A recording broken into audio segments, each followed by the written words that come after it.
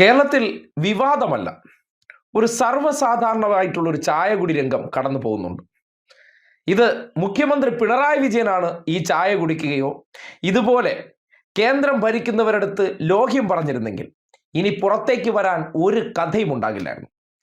3 ബില്ലുകൾ, അത് ഈ നാട്ടിലെ തൊഴിലുറപ്പ് തൊഴിലാളികളുടെ അവകാശങ്ങളെ ലംഘിക്കുന്ന ബില്ലുൾപ്പെടെ ദോശ ചുട്ടെടുക്കും പോലെ ചുട്ടെടുത്തതിന് ശേഷമുള്ള ചായകുടി രംഗത്തിൽ പോയിരുന്ന് പാർലമെന്റിൽ വലിയ തോതിൽ ഡയലോഗ് അടിച്ചതിന് ശേഷം എന്താണ് കേരളത്തിലെ യഥാർത്ഥ കോൺഗ്രസ്സുകാർ അല്ലെങ്കിൽ രാജ്യത്തെ യഥാർത്ഥ കോൺഗ്രസ്സുകാർ എന്ന് പറഞ്ഞാൽ അതിന് നേർ സാക്ഷ്യം ഇനി മറ്റൊന്നും വേണ്ട. ഈ ദൃശ്യം കണ്ടാൽ മതി.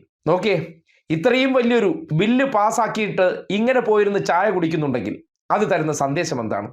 നിങ്ങൾ ഈ നടത്തിയ പ്രകടനങ്ങളൊക്കെ വെറും ഷോ ഓഫ് ആയിരുന്നു എന്നതിൻ്റെ തെളിവല്ലേ? നിങ്ങളെ തിരഞ്ഞെടുത്ത് വിട്ട മനുഷ്യരുടെ അവകാശങ്ങൾക്ക് മേൽ അല്ലെങ്കിൽ അതിൻ്റെ കടക്കൽ കത്തിവെക്കുന്ന തീരുമാനം പുറത്തേക്ക് വന്നതിന് ശേഷമാണ് ഈ ചായ കുടി. ആ ചായ കുടിക്കുന്ന സന്ദർഭത്തിൽ നിങ്ങളുടെ ഉള്ളിൽ ഒരു കുത്തലും വന്നിട്ടില്ലെങ്കിൽ അവരും നിങ്ങളും തമ്മിൽ ഒരു വ്യത്യാസവുമില്ല.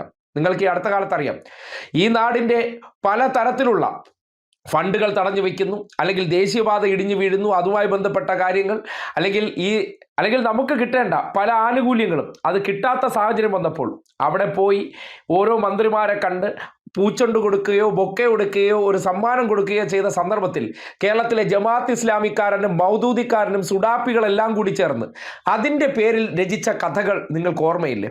നിങ്ങളുടെ മുന്നിലേക്ക് അതെടുത്ത് കാട്ടിയതിന് ശേഷം എന്തെല്ലാം തരത്തിലുള്ള അലവലാതിത്തരങ്ങളാണ് പറഞ്ഞു വെച്ചത്.